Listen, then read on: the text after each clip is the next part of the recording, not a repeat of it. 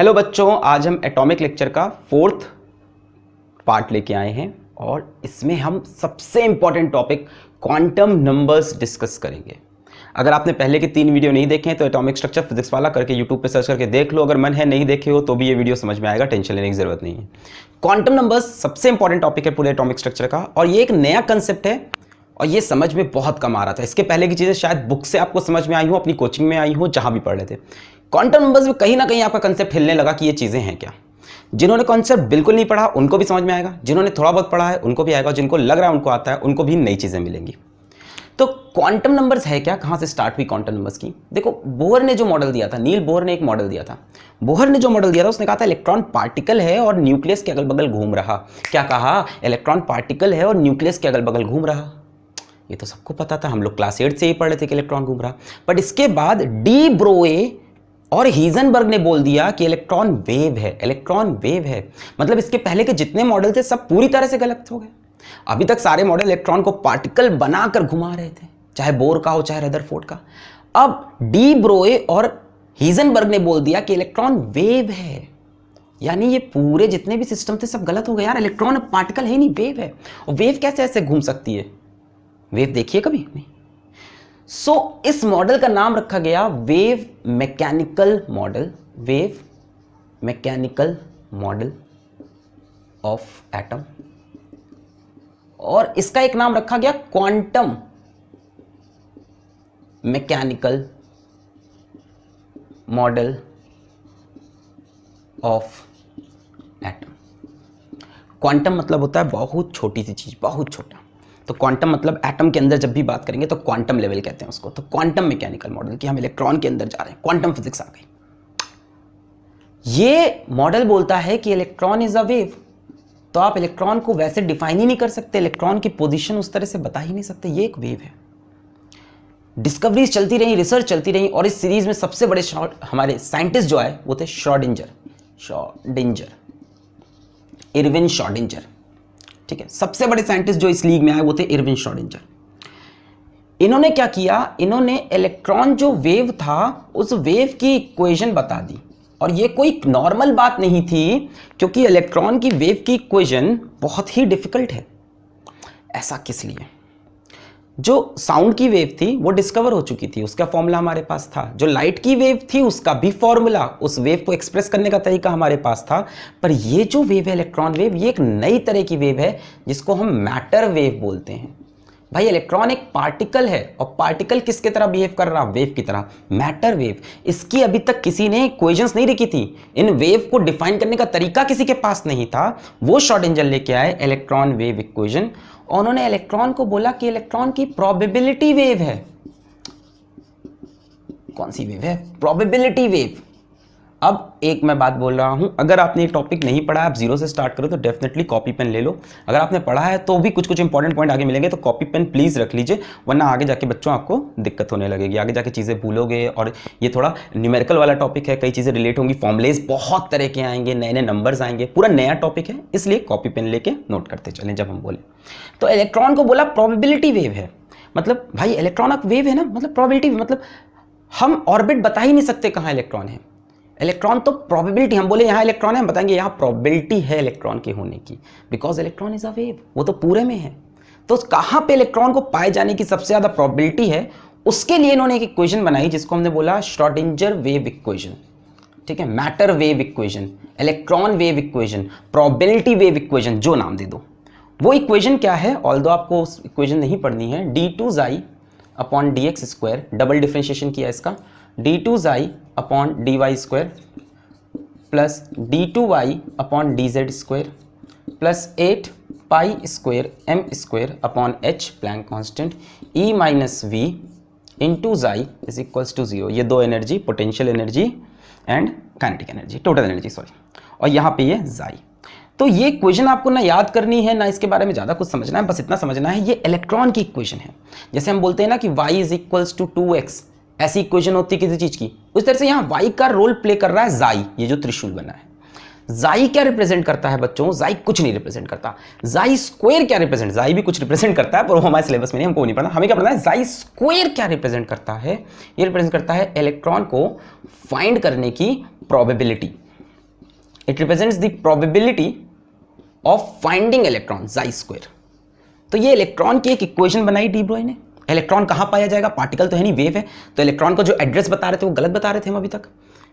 तो इलेक्ट्रॉन को पाए जाने का तरीका यह है कि इस इक्वेशन को सॉल्व करें, इस इक्वेशन को सॉल्व करें और जाई स्क्वायर निकालेंगे हम। जाई स्क्वायर क्या रिप्रेजेंट करेगा, इलेक्ट्रॉन फाइंडिंग की प्रोबेबिलिटी। तो आप समझ रहे हो ये इक्वेशन सॉल्व करना आपके बस की बात नहीं।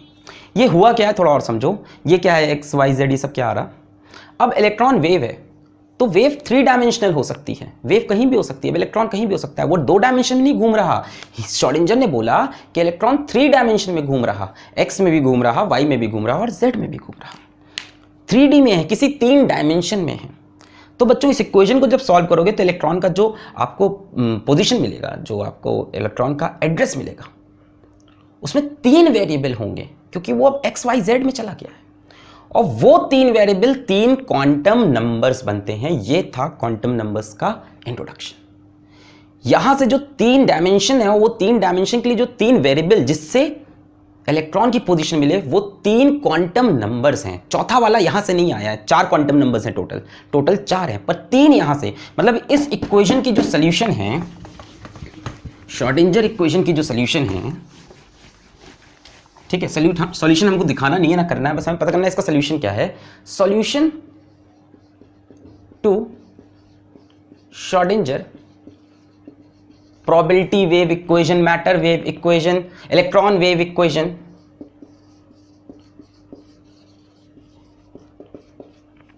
Gives 3 variables. आंसर 3 वेरिएबल्स में आता है, जो क्या रिप्रेजेंट कर रहे हैं, which represent position of electron. क्या क्या पोजीशन, और मैं बहुत स्पेसिफिकली बोला, दे रिप्रेजेंट दैट पोजीशन या those positions where probability of finding electron is maximum. Electron की एग्जैक्ट पोजीशन तो अब मिल ही नहीं सकती, वो एक वेव है, वेव एग्जैक्टली कहां है किसी को नहीं पता। हीजनबर्ग का प्रिंसिपल गलत हो जाएगा। माइक्रोस्कोपिक छोटा सा पार्टिकल, उसकी पोजीशन एग्जैक्टली पता करोगे तो उसकी स्पीड गायब हो जाएगी, तो एग्जैक्ट पोजीशन नहीं पता चल सकती। हमें वो पोजीशन पता चलेगी जहां पे प्रोबेबिलिटी इलेक्ट्रॉन के होने की मैक्सिमम है, सबसे ज्यादा चांस है कि इलेक्ट्रॉन यहां पे मिलेगा, बट वहीं इलेक्ट्रॉन है ये श्योर नहीं होगा। तो इससे हमको इसके जो इलेक्ट्रॉन वेव इक्वेशन के जो सोल्यूशन है, उस सोल्यूशन में 3 वेरिएबल्स आएंगे, and these 3 variables are 3 quantum numbers. These 3 variables are 3 quantum numbers n l m n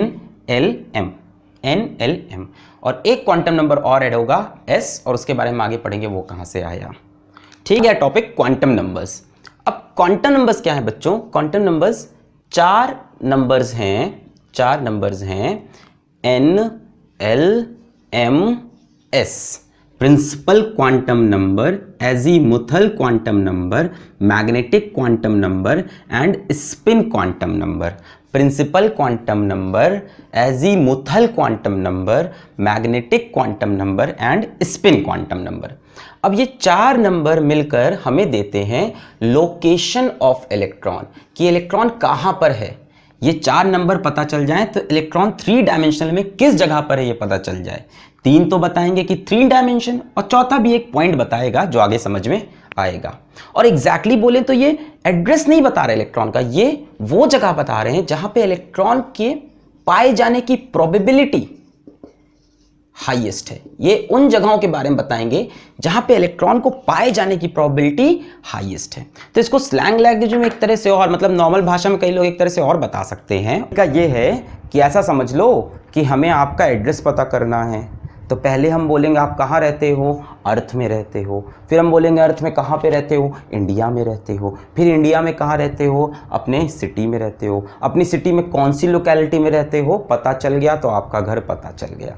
ऐसे भी कई लोग बताते हैं, या कई लोग बोलते हैं जैसे मान लो घर है ना, तो आप कहाँ रहते हो, किस सिटी में रहते हो, वहाँ पे कौन सी लोकेलिटी में रहते हो, लोकेलिटी में कौन से घर में रहते हो, कौन से घर में कौन से रूम में रहते हो। ऐसे भी समझ सकते हो कि 4 वेरिएबल्स हैं जो पता चलने पे इलेक्ट्रॉन का एग्जैक्ट एड्रेस पता चलेगा, प्रोबेबिलिटी ऑफ एग्जैक्ट एड्रेस पता चलेगा, और इन 4 नंबर्स को बोलते हैं अपन क्वांटम नंबर्स। तो थोड़ा बहुत आपको आइडिया लग गया होगा।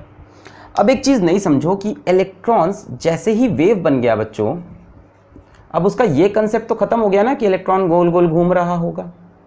मतलब इलेक्ट्रॉन्स किसी शेल में रिवॉल्व नहीं करते, अब वो कंसेप्ट खत्म हो गया। Electrons don't revolve in orbits, shell और something. Electrons fixed circular orbit में, शेल में नहीं घूमते। इलेक्ट्रॉन्स ऑर्बिटल्स में मिलते हैं। एक नया कंसेप्ट आया, ऑर्बिटल्स। इलेक्ट्रॉन ऑर्बिटल्स में मिलते हैं। What is an orbital, what is an orbit? तो ऑर्बिट तो सबको पता है, जो सर्कुलर पाथ जिसमें इलेक्ट्रॉन घूम रहा था, that is called orbit. Orbital क्या है? Orbital is a 3 dimensional space, क्योंकि अब इलेक्ट्रॉन 3D में है। अगर ऑर्बिटल की डेफिनेशन बुक में देखोगे यही लिखा होगा, orbital is a 3 dimensional space in which the probability of finding electron is maximum। जहां पे इलेक्ट्रॉन के पाए जाने के सबसे ज्यादा चांसेस हों, वो 3 डायमेंशनल एरिया को हम ऑर्बिटल बोलते हैं। तो इलेक्ट्रॉन्स ऑर्बिटल में रहते हैं, ऑर्बिट्स में नहीं रहते। ये 3D मॉडल है, किस में रहते हैं? ऑर्बिटल में। और इन ऑर्बिटल का different shape, different size, different orientation. मेरी बात फिर से, different shape, different size, different orientation. ये रहे 3 क्वांटम नंबर। 3 क्वांटम नंबर हमको इन ऑर्बिटल के बारे में ही इंफॉर्मेशन दे रहे हैं। ये 3 क्वांटम नंबर हमें ऑर्बिटल के बारे में ही इंफॉर्मेशन दे रहे हैं, जो श्रोडिंगर की वेव इक्वेशन से आए। Orbital is a 3D space in which the probability of finding electron is maximum. Orbitals have different kinds of shape, different kind of size and different kind of orientation। x में ओरिएंटेट है, y में ओरिएंटेट है, z की तरफ है। चलिए अब मैं मानता हूं आपको कुछ बातें समझ में आई, तो हम डिस्कशन स्टार्ट करते हैं क्वांटम नंबर का। सबसे पहला क्वांटम नंबर n को डिस्कस करते हैं। NLMS। तो सबसे पहले हम n को डिस्कस करते हैं। n को बच्चों हम बोलते हैं प्रिंसिपल क्वांटम नंबर्स। और यहां प्रिंसिपल की वही स्पेलिंग होगी जो स्कूल के प्रिंसिपल की होती है, head of quantum numbers, principal quantum number. ठीक है, प्रिंसिपल क्वांटम नंबर बेसिकली अगर मैं साफ बोलूं तो n की वैल्यू 1 हो सकती है, n की वैल्यू 2 हो सकती है, n की वैल्यू 3 हो सकती है, n की वैल्यू 4 हो सकती है, और n की वैल्यू इनफाइनाइट हो सकती है। n की वैल्यू कोई भी इंटीजर हो सकती है, और n की वैल्यू 0 नहीं हो सकती है। बस इतनी कंडीशन है। कोई भी इंटीजर हो सकती है जो कि पॉजिटिव इंटीजर हो, तो 1 2 3 4 5 6 लेके इन्फिनिटी तक n की कोई भी वैल्यू हो सकती है। जब 1 होती है तो हम बोलते हैं इलेक्ट्रॉन किस शेल में है, k शेल में, 2 है तो बोलते हैं l में, 3 है तो बोलते हैं m में, 4 है तो बोलते हैं n में, एंड सो ऑन। मतलब इसको कंपेयर करो तो कहीं ना कहीं ये हमको शेल के बारे में इंफॉर्मेशन दे रहा है, ऐसा किताब में लिखा होगा। पर असल में ये हमको प्रिंसिपल क्वांटम नंबर इंफॉर्मेशन दे रहा है साइज ऑफ ऑर्बिटल के बारे में, कि वो जो ऑर्बिटल है, वो जो 3D स्पेस है जिसमें इलेक्ट्रॉन है, वो कितना बड़ा है। अगर फर्स्ट में है तो छोटा होगा, अगर 2 में है वो ऑर्बिटल तो बड़ा होगा, 3 वाले के लिए है तो और बड़ा होगा। ये बढ़ते जा रहे हैं इस तरफ, साइज इंक्रीज कर रहा है। तो ये वाला क्वांटम नंबर हमको साइज ऑफ ऑर्बिटल के बारे में बताता है, प्रिंसिपल क्वांटम नंबर। और अगर इसको हम एकदम स्लैंग लैंग्वेज, एकदम देसी भाषा में बोलें तो शेल के बारे में या ऑर्बिट के बारे में बता रहा है, कि फर्स्ट शेल में है, कि सेकंड शेल में है, कि थर्ड शेल में है। ठीक है, एक ऐसा भी कंसेप्ट बनाया गया है कि शेल है, ये शेल, ये शेल। ठीक है। प्रिंसिपल क्वांटम नंबर ये एनर्जी के बारे में बताता है हमको, एनर्जी ऑफ ऑर्बिटल। आपको पता है जो न्यूक्लियस के सबसे पास होता है उसकी एनर्जी सबसे कम होती है। जैसे जैसे न्यूक्लियस से बाहर जाते थे एनर्जी बढ़ती थी, बोहर ने बताया था। तो इधर जाने पे एनर्जी भी इंक्रीज करेगी, एनर्जी इंक्रीजेस। ठीक है, एक जनरल अगर ट्रेंड लें तो इधर जाने पे energy increases and size increases. This is principal quantum number n। Energy of an electron in nth orbit या nth shell -13.6 into Z²/n² electron volt. अगर आपसे nth शेल में एनर्जी पूछता है तो आप -13.6 इंटू Z यानी एटॉमिक नंबर, n यानी शेल नंबर। Z का मतलब एटॉमिक नंबर रख देंगे और n का मतलब शेल नंबर रख देंगे, और आपको उस पर्टिकुलर शेल में इलेक्ट्रॉन की एनर्जी पता चलेगी। अब समझ में आया कि ये प्रिंसिपल क्वांटम नंबर किस तरफ जाता है, साइज ऑफ ऑर्बिटल और एनर्जी ऑफ ऑर्बिटल, और इसको हम किस फॉर्म में बात करते हैं, शेल या ऑर्बिट के फॉर्म में। तो हम शेल के अंदर पहुंच गए। चलिए सेकंड क्वांटम नंबर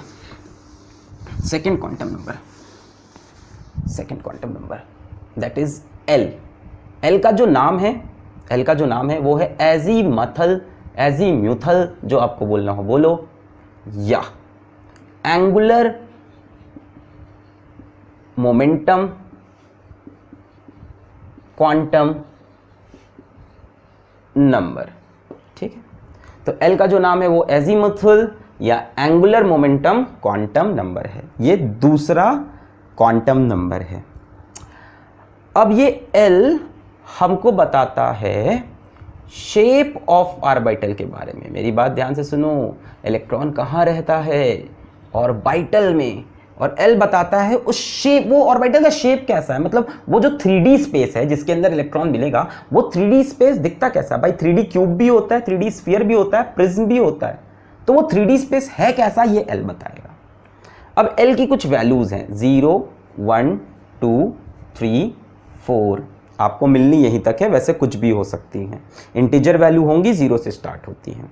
कैसी वैल्यू होगी, इंटीजर वैल्यू होगी, 0 से स्टार्ट होती है, पॉजिटिव इंटीजर दे सकते हो।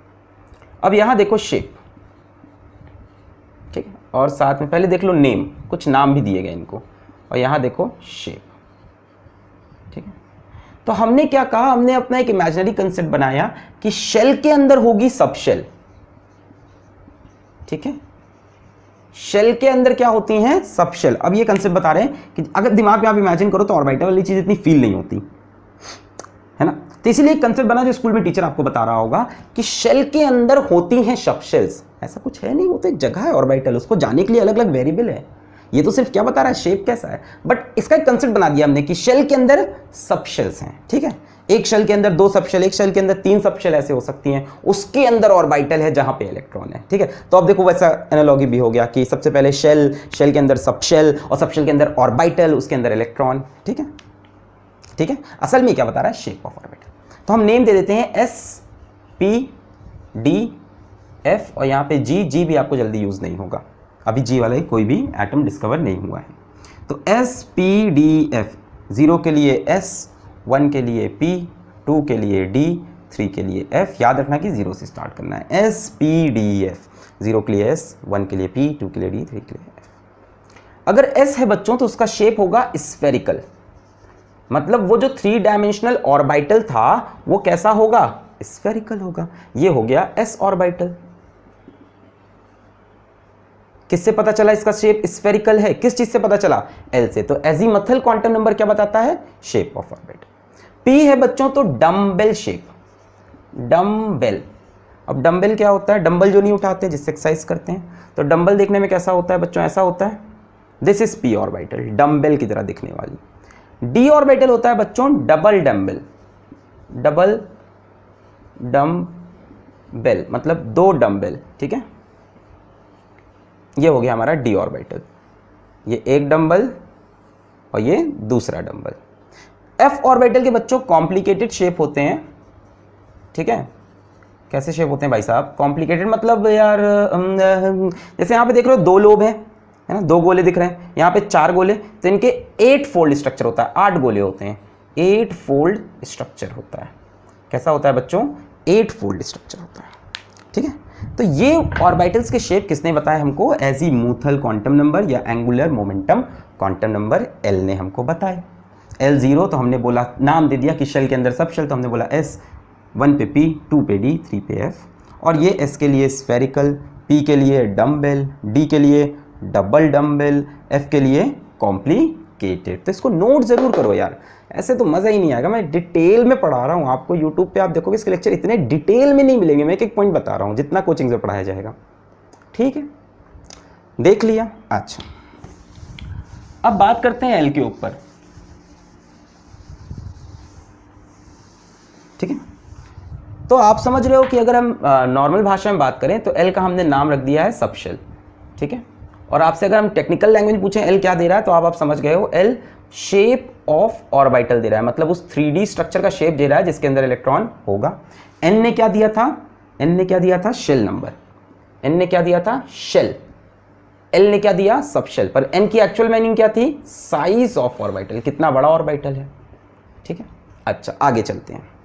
अब एल की वैल्यूज के ऊपर कुछ लिमिटेशन है, जैसे हम यहाँ पे एन की वैल्यू लिख रहे हैं, यहाँ पे एल की, जब एन 1 है तो एल की वैल्यू 0 है, जब एन 2 है तो एल की वैल्यू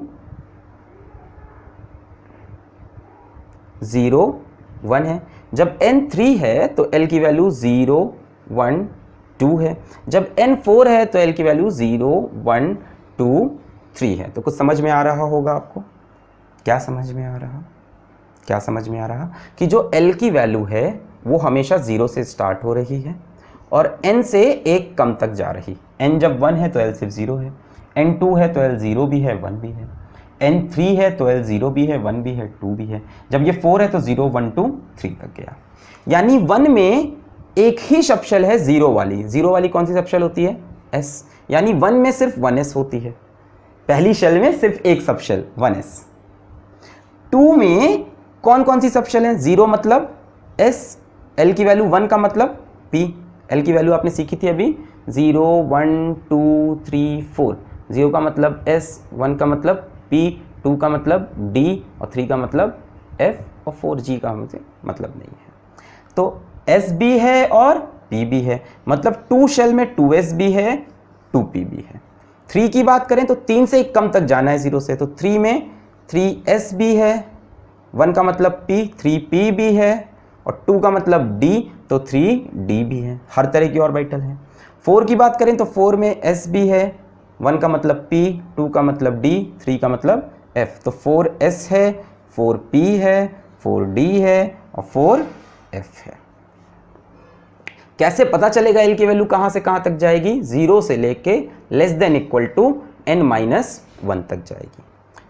अच्छा, मैं यहां पे आपसे एक चीज पूछूं, नंबर ऑफ सबशेल,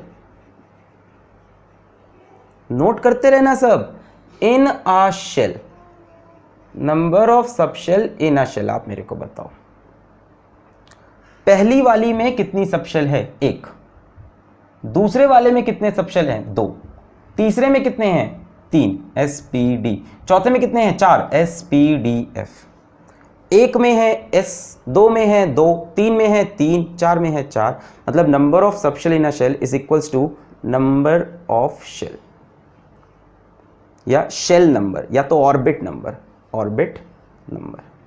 मैं पूछूं आपसे चौथी शेल में कितनी सबशेल होंगी, 4, 4s 4p 4d 4f, तीसरी शेल में कितनी सबशेल होंगी, 3, 3s 3p 3d, दूसरी शेल में कितनी सबशेल होंगी, 2, 2s 2p।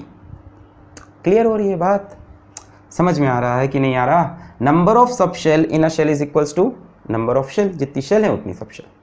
ठीक, तो ये हमारा दूसरा क्वांटम नंबर था। इसका यूज एक जगह और किया जाता है, जैसा कि इसका आप नाम देख रहे हो, एंगुलर मोमेंटम। तो एक फॉर्मूला बच्चों नोट कर लो, जो एग्जाम में पूछा जाता है क्वेश्चंस, कि ऑर्बिटल एंगुलर मोमेंटम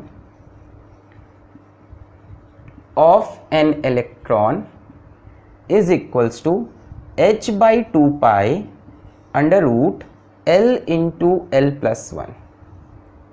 ठीक है, h हमारा प्लैंक कांस्टेंट 2 पाई, L हमारा azimuthal quantum number into L+1।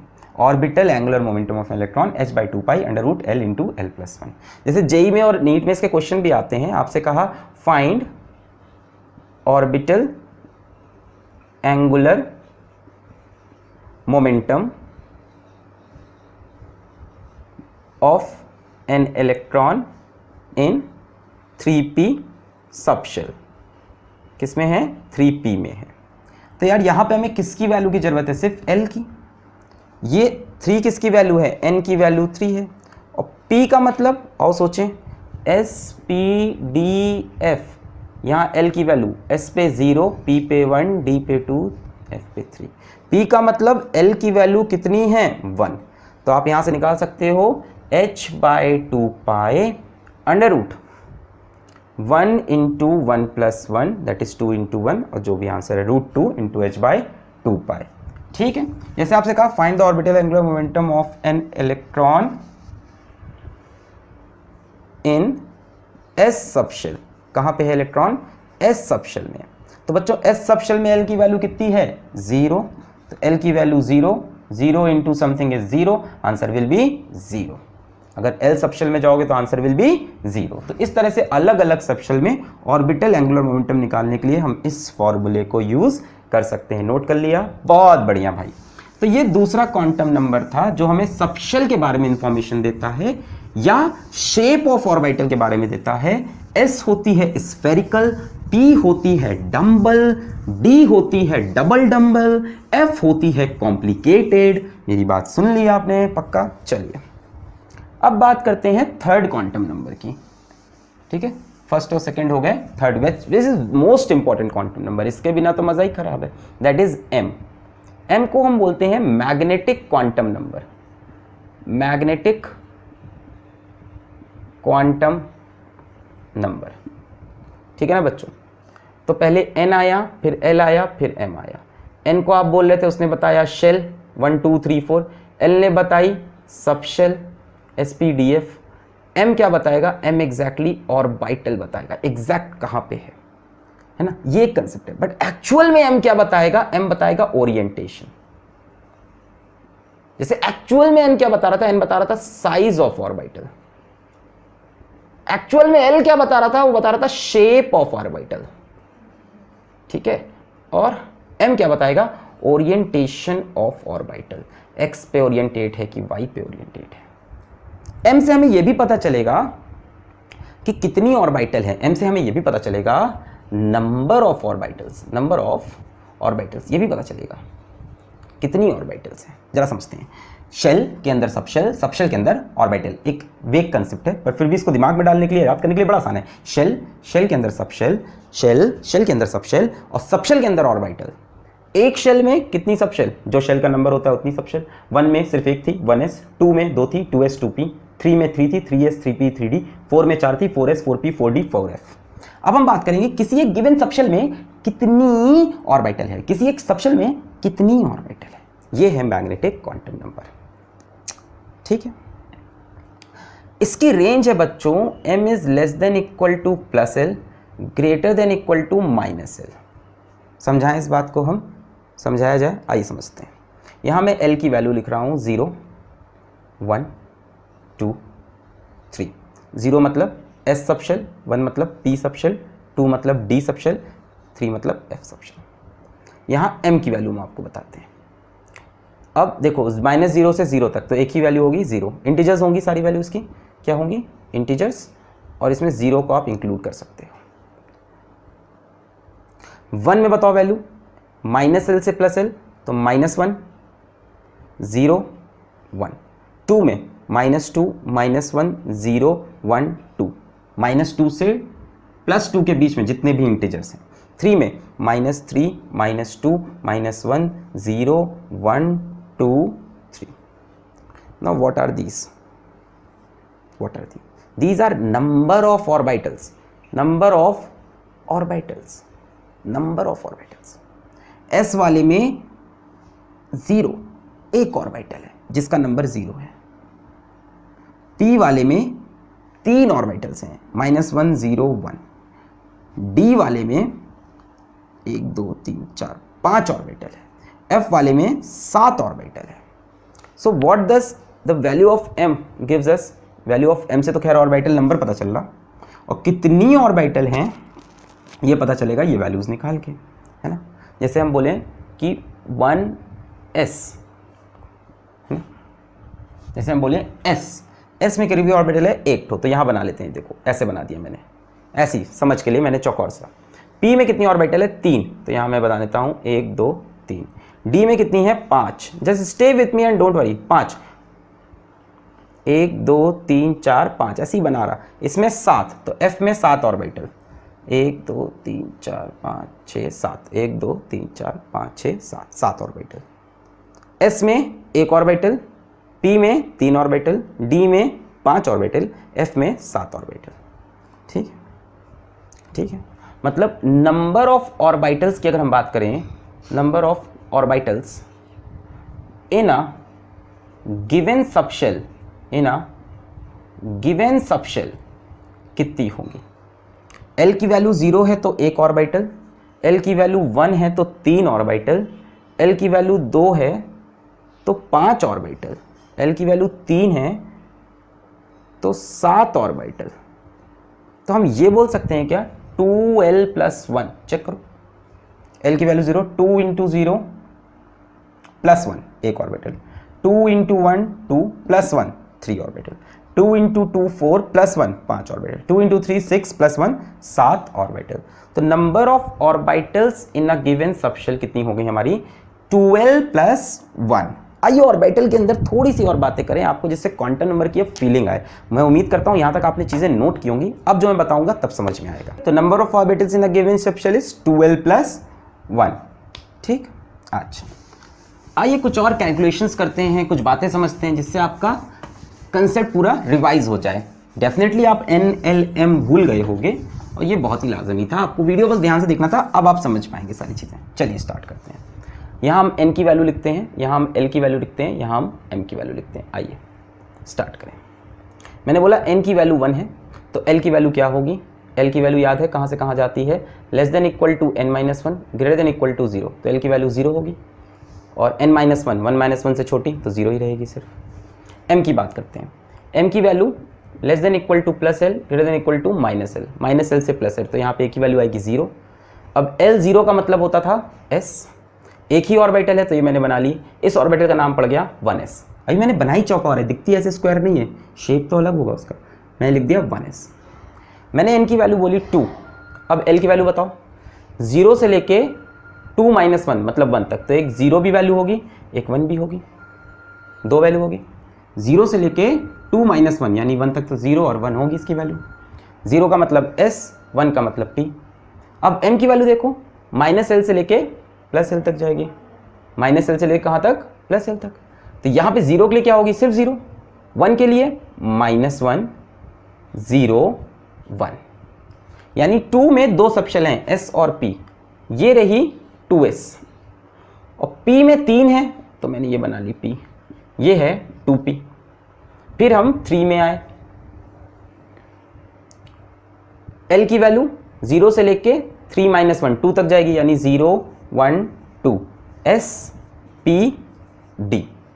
यहाँ पे आए, m की वैल्यू -L से +L तक, तो यहाँ पे सिर्फ 0, 1 के लिए -1 0 1, और 2 के लिए -2 -1 0 1 2। ये क्या बन गया? एक सबशेल जिसको हम बोलेंगे 3s, ये बनी 3 सबशेल, इसको हम बोलेंगे 3p, ये बनी 5 subshell, 5 orbital, very sorry pardon me, orbitals 5 orbital, 1 2 3 4 5, तो इसको हम बोलेंगे 3d, है ना? ठीक है, तो आप देख रहे हो s में हमेशा एक ऑर्बिटल मिलती है, जब भी s आ रहा है तो एक ऑर्बिटल, जब भी p आ रहा है तो 3 ऑर्बिटल, जब भी d आ रहा है तो 5 ऑर्बिटल। चलिए आप यही चीज अब मेरे लिए करके दिखाइए, n = 4 रखकर। पॉज करिए वीडियो बच्चों, समय आ गया, पॉज करिए वीडियो और n = 4 पे खुद से ट्राई करें आप, n = 4 पे खुद से ट्राई करें।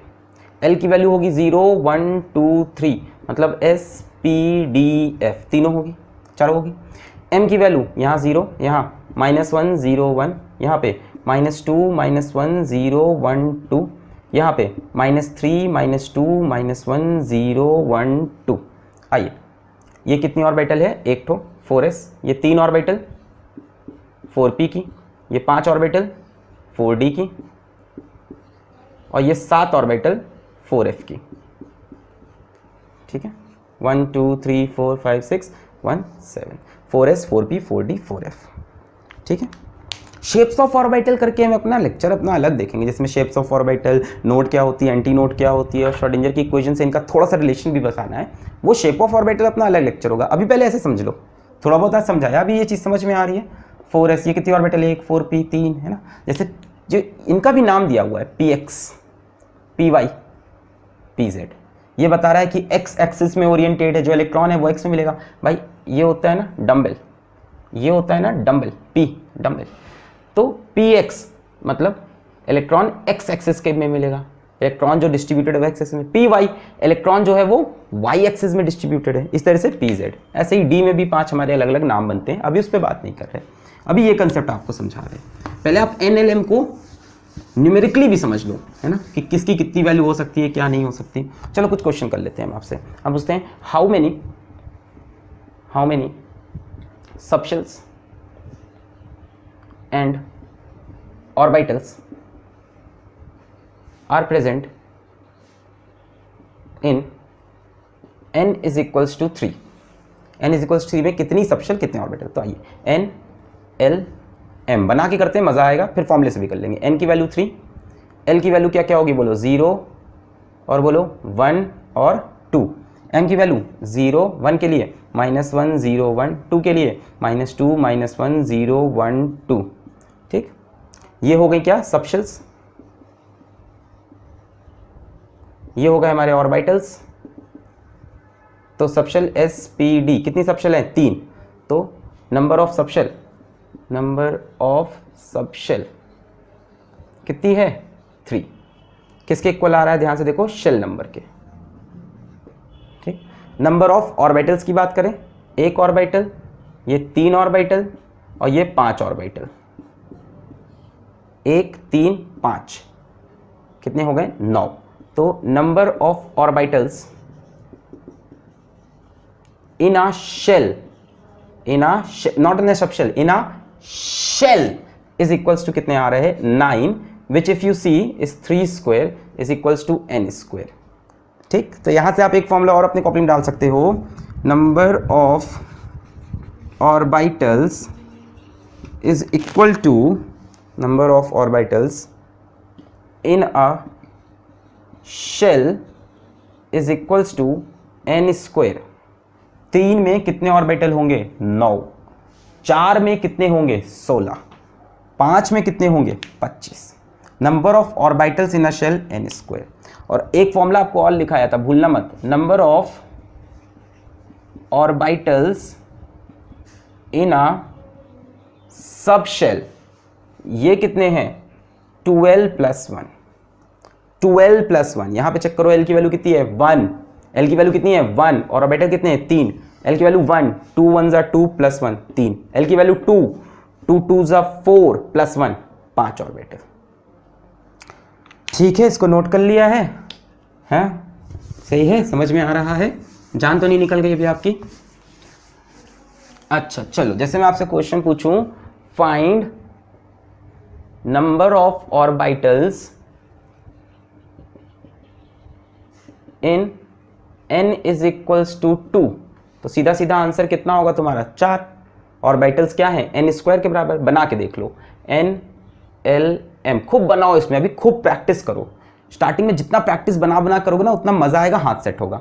n की वैल्यू 2, l की वैल्यू बोलो क्या होगी, 0 1 और 2 तो होगी नहीं। l क्या होता है, less than equal to n - 1, कहाँ से स्टार्ट होती है, 0, तो 0 होगी, 1 होगी, 2 - 1 तो नहीं। ठीक है, m की वैल्यू बोलो, m की वैल्यू बोलो 0, यहाँ पे -1 0 1। ठीक है, -l से लेके +l तक वैल्यू लेगा। तो एक ऑर्बिटल ये हुई 2s वाली, और 3 ऑर्बिटल ये हुई कौन सी, 2p वाली। टोटल ऑर्बिटल कितनी हो गई, 4, जो कि हम सीधा बता रहे थे कि number of orbitals in a shell किसके इक्वल है, n स्क्वायर। तो कितना आंसर आएगा, 4, और दिख भी रही हैं 4। अब क्लियर हो गया होगा कंसेप्ट, मज़ा आ गया है, समझ में आ गया है कि अभी भी नहीं आया है, पक्का बताइए, आ गया है कि नहीं आया है, आ गया होगा अब तक, पक्का। चलिए अब बात करते हैं चौथे क्वांटम नंबर की, which is spin quantum number. Spin quantum number, ये श्रोडिंगर की वेव के इक्वेशन का सॉल्यूशन नहीं है। 3 ही सॉल्यूशन थे, ये सॉल्यूशन नहीं है। ये ऑर्बिटल के बारे में भी नहीं बता रहा। अब ऑर्बिटल मिल गया है, ये बस ये बताएगा कि इलेक्ट्रॉन कैसे घूम रहा। इलेक्ट्रॉन या तो क्लॉकवाइज स्पिन करता है या तो एंटी क्लॉकवाइज। देखो, एक तो इलेक्ट्रॉन न्यूक्लियस के आसपास रिवॉल्व कर रहा है, जो बोहर का मॉडल है, पर इलेक्ट्रॉन अपनी एक्सिस पे भी घूमता रहता है, या तो क्लॉकवाइज या तो एंटी क्लॉकवाइज। तो स्पिन क्वांटम नंबर, जिसको हम S से डिनोट करते हैं, ये हमें बताता है कि electron rotates about it's own axis, about its own axis. This is not a solution of Schrödinger wave equation. S की दो वैल्यूज हो सकती हैं, इधर +½ और -½ ऐसे ही रेंडमली दे दी, उनका मन किया, उनको अच्छा लगा, उन्होंने दे दी। उन्होंने बोला +½ क्लॉकवाइज घूमने के लिए और -½ एंटी क्लॉकवाइज घूमने के लिए। नहीं नहीं नहीं नहीं, +½ एंटी, नहीं नहीं नहीं, कुछ भी, ठीक है। +½ कभी ये नहीं बोलता कि क्लॉकवाइज है एंटी क्लॉकवाइज। बस अगर आपने क्लॉकवाइज को +½ दिया है तो एंटी क्लॉकवाइज को -½ देना। कोई इलेक्ट्रॉन अगर क्लॉकवाइज घूम रहा है, आपने बोल दिया उसका S +½ है, तो जो इलेक्ट्रॉन एंटी क्लॉकवाइज घूमेगा उसके स्पिन को -½ बोल देना। बस ये स्पिन क्वांटम नंबर है जो लास्ट में बताएगा कि इलेक्ट्रॉन कैसे घूम रहा, उस ऑर्बिटल के अंदर, उस 3 डायमेंशनल स्पेस के अंदर इलेक्ट्रॉन खुद कैसे घूम रहा, या तो क्लॉकवाइज या तो anti clockwise. And this completes the 4th quantum number. तो 4 क्वांटम नंबर पढ़ते ही हमारे पास एक थ्योरी आ जाती है which is Pauli's exclusion principal, which is very important now. Pauli's exclusion principal, इनके बिना ये टॉपिक अधूरा। पॉलीज एक्सक्लूजन प्रिंसिपल, इन्होंने क्या बोला, इन्होंने बोला no 2 electron can have same set of 4 quantum numbers.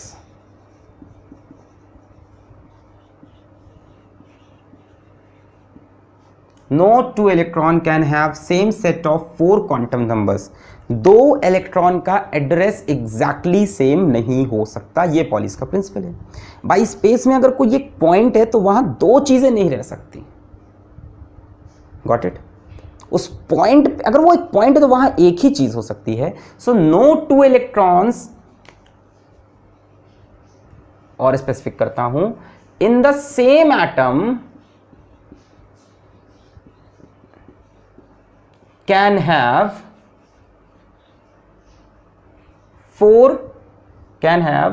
same set of 4 quantum numbers. No 2 electrons in a same atom can have same set of 4 quantum number. 2 electron एक ही atom के हों तो उनका चारों क्वांटम नंबर सेम नहीं हो सकता, 3 हो सकता है, 3 हो सकता है, 4 नहीं हो सकता, 3 हो सकता है, 4 नहीं हो सकता, 3 हो सकता है, 4 नहीं। इसका मतलब कि n की वैल्यू मान लो मैंने ले ली 1, इसके लिए l की वैल्यू कितनी आएगी, सिर्फ 0, और m की वैल्यू भी कितनी आएगी, 0। कोई डाउट तो नहीं है, ठीक है। मैंने n l m लिख लिया, ध्यान देना।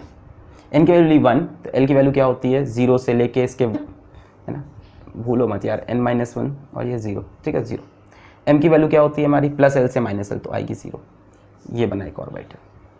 अब जो s की वैल्यू है,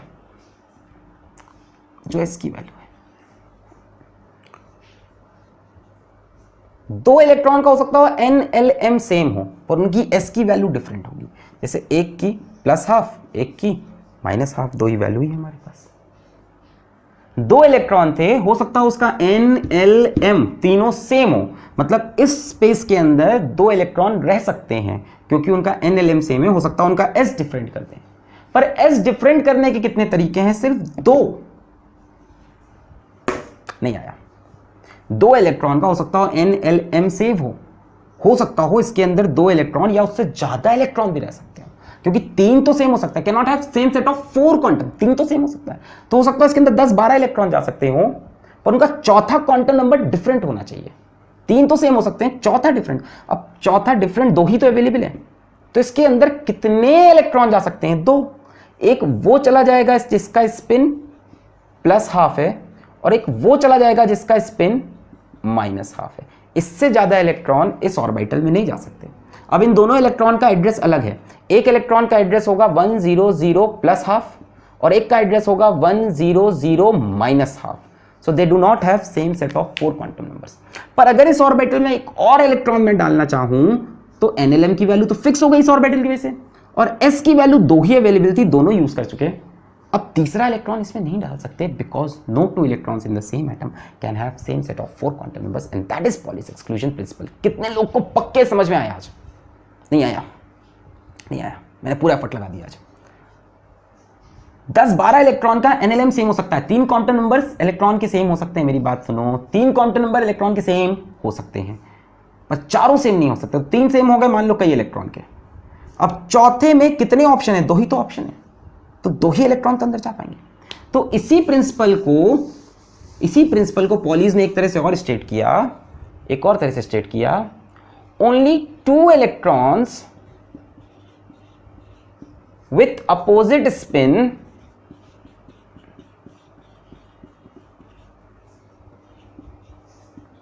can be present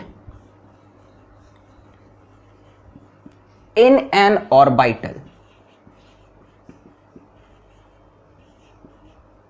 Only 2 electrons with opposite spin can be present in an orbital. एक ऑर्बिटल में 2 ही इलेक्ट्रॉन रह सकते हैं और उनका स्पिन कैसा होना चाहिए? अपोजिट। ऐसा क्यों हुआ? क्योंकि 2 इलेक्ट्रॉन्स का 4 क्वांटम नंबर सेम नहीं हो सकता था। अगर इनका स्पिन भी मैं सेम कर दूं तो इनका चारों क्वांटम नंबर सेम हो जाएगा। इसमें तीसरा इलेक्ट्रॉन डालूं तो उसके पास तो कोई ऑप्शन ही नहीं, क्योंकि एक ने ले लिया +½ एक ने ले लिया -½ एक बात और सुनो, हो सकता हो इस वाले की वैल्यू को मैं +½ लिखूं, हो सकता हो इस वाले को -½ लिखूं, तो ये मत देखना किसकी मुंडी ऊपर है किसकी मुंडी नीचे, वो सब यहाँ पे क्राइटेरिया नहीं है, सिर्फ बनाने का तरीका है। ये था पॉलीज एक्सक्लूजन प्रिंसिपल। अब पॉलीज एक्सक्लूजन के प्रिंसिपल से आते ही हमें एक बड़ा कंक्लूजन मिला कि एक ऑर्बिटल में 2 इलेक्ट्रॉन होते हैं। एक बहुत बड़ा कंक्लूजन निकल के आया कि 1 orbital has 2 electrons with opposite spin, और स्पिन भी ऑपोजिट होगा। चलिए क्वेश्चन करते हैं। Question, find number of electrons in 3 shell या in 3rd shell, in 2nd shell का करते हैं। इन 2nd शेल मतलब n = 2 में कितने इलेक्ट्रॉन है निकालने हैं। तो यार एक तो बड़ा आसान तरीका है, तुमने बचपन पढ़ रखा होगा 2n² करके, सबने पढ़ा होगा 2n² कर देंगे ना, 2 × n का स्क्वायर। नंबर ऑफ इलेक्ट्रॉन ऐसे तो निकालते थे 2nd में 3rd में, तो 2 का स्क्वायर 4 2 = 8। आओ इसको आज बना के करें, फील करें, n l m s आ जाओ, ठीक है। मेरे ख्याल से ऐसे लिखना भी नहीं पड़ेगा। n की वैल्यू कितनी है? 2, तो यहाँ पे लिखा मैंने 2। l की वैल्यू क्या क्या होगी? 0 1 2। m की वैल्यू यहाँ पे 0, यहाँ पे -1 0 1, यहाँ पे -2, सॉरी ये तो होगी नहीं है। l की वैल्यू क्या होती है? Less than equal to n - 1 greater than equal to 0, तो 0 1 इससे एक कम होगी, ठीक, ये हो गई m की वैल्यू। अब यहाँ पे एक ऑर्बिटल, यहाँ पे 3 ऑर्बिटल। एक ऑर्बिटल में कितने इलेक्ट्रॉन? 1 2, एक का स्पिन +½ एक का -½ इसमें 2, इसमें 2, इसमें भी 2। कितने इलेक्ट्रॉन है? 2 2 4 2 6 2 8। फील हुई बात? फील हुई बात?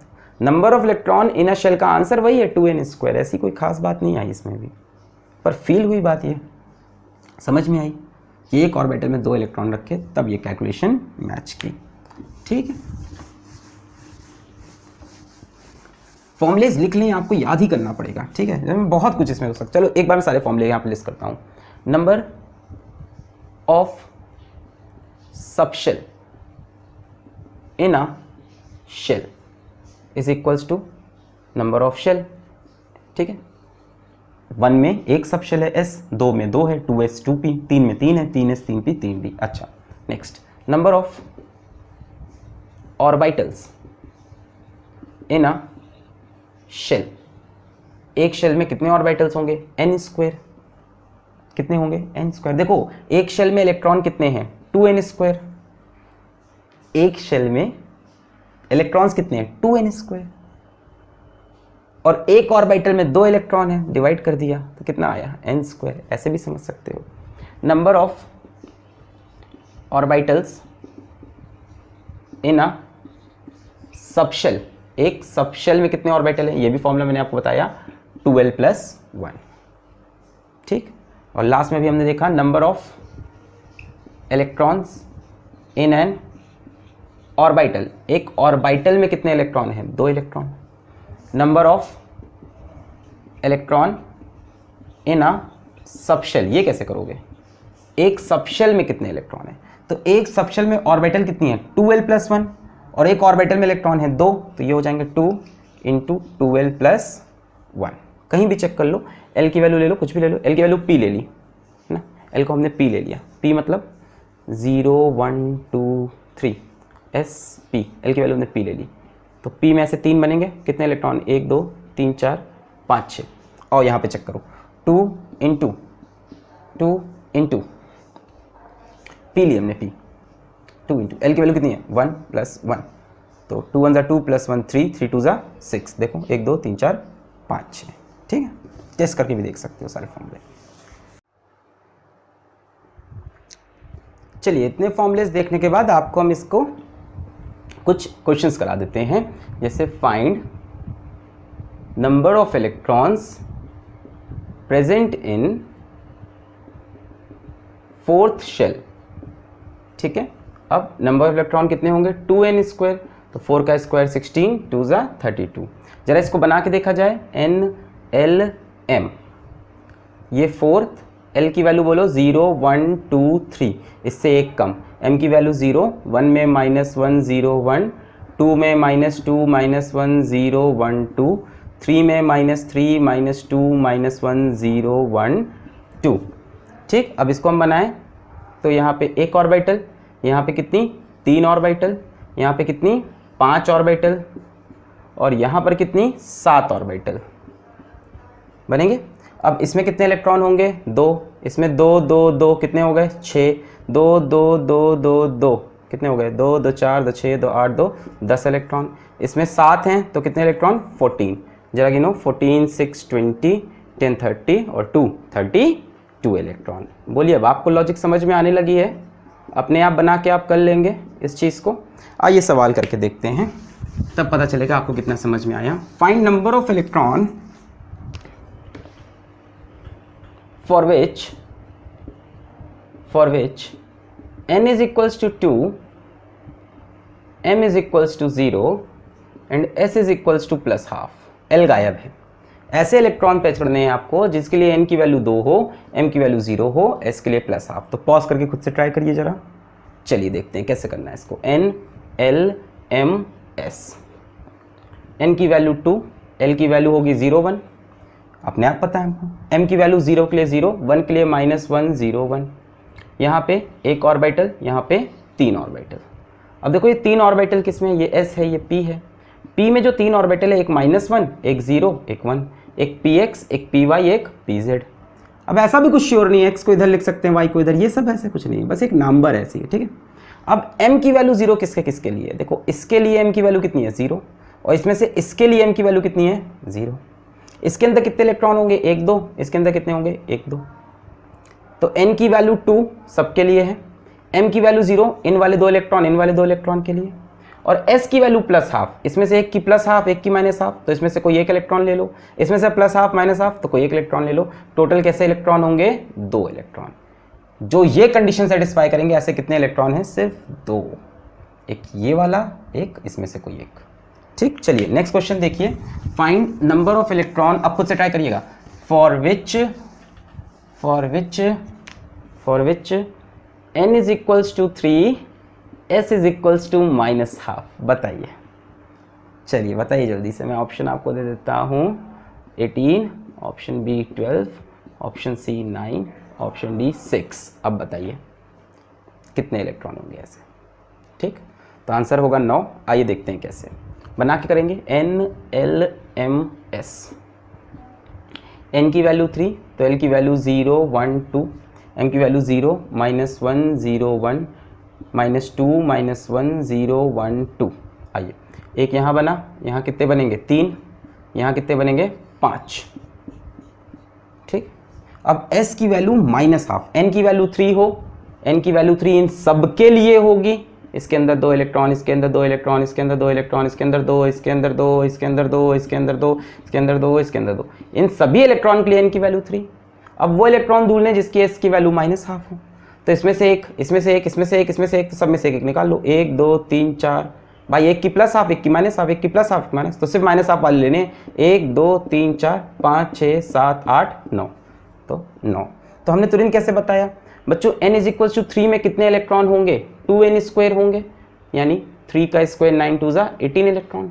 अब 18 में से आधे आधे होंगे, आधे इलेक्ट्रॉन का स्पिन -½ होगा, 18 में से आधे इलेक्ट्रॉन का स्पिन +½ होगा, तो आधा करके 9 बता दिया। या तो आप बना के बनाओ तब भी सही है, ठीक है, बना के बताओ तो सबसे बेस्ट है। Find number of electrons for which, last question ले लेते हैं इस तरह का, find number of electrons for which, फिर आज की क्लास खत्म करेंगे, n इज इक्वल्स टू 3, ठीक है, ध्यान दीजिएगा, and mod m is equals to 1, that's it. चलिए ऐसे इलेक्ट्रॉन्स पता लगा लिए जिसके लिए n इज इक्वल्स टू 3 हो और mod m is equals to 1 हो। तो आइए n l m s, n की वैल्यू 3, एक बार आप ट्राई कर लीजिए, l की वैल्यू 0 1 2, m की वैल्यू 0 -1 0 1 -2 -1 0 1 2, यहाँ पे 3, यहाँ पे 5। s की कोई कंडीशन नहीं दी है, मतलब s की वैल्यू +½ भी हो सकती है, s की value -½। n is equals to 3 in सभी इलेक्ट्रॉन के लिए है, इसके अंदर जो 2 इलेक्ट्रॉन है, इसके अंदर जो 2 इलेक्ट्रॉन है, इसके अंदर जितने भी इलेक्ट्रॉन है सबके लिए n की वैल्यू 3 है। Mod m is equals to 1, यहाँ m की वैल्यू कितनी है 0, यहाँ -1 0 1 -2 -1 0 1 2, तो मॉड m1 हो, तो मॉड m1 इसके लिए भी, इसके अगर मॉड लगाओगे -1 से 1 आएगा, तो एक तो ये वाले, यहाँ भी मॉड लगाओगे, m की वैल्यू 1 है, यहाँ पे मॉड लगाओगे तो 1 आएगा, ये वाला तो -2, इस पे मॉड लगाओगे तो 1 आएगा, और इस पे, यानी कितनी ऑर्बिटल हुई 1 2 3 4, 4 ऑर्बिटल में कितने इलेक्ट्रॉन होंगे 8 electron, so 8 electron is the answer for this question. तो बच्चों ये क्वांटम नंबर का टॉपिक था। अब इसके बाद हम कैसे इलेक्ट्रॉन को भरते हैं, इलेक्ट्रॉनिक कॉन्फ़िगरेशन 1s 2s कैसे करते हैं, जिसके लिए हमको अफबाउस प्रिंसिपल और hunts rule of maximum multiplicity पढ़ना पड़ेगा, नेक्स्ट लेक्चर में देखेंगे।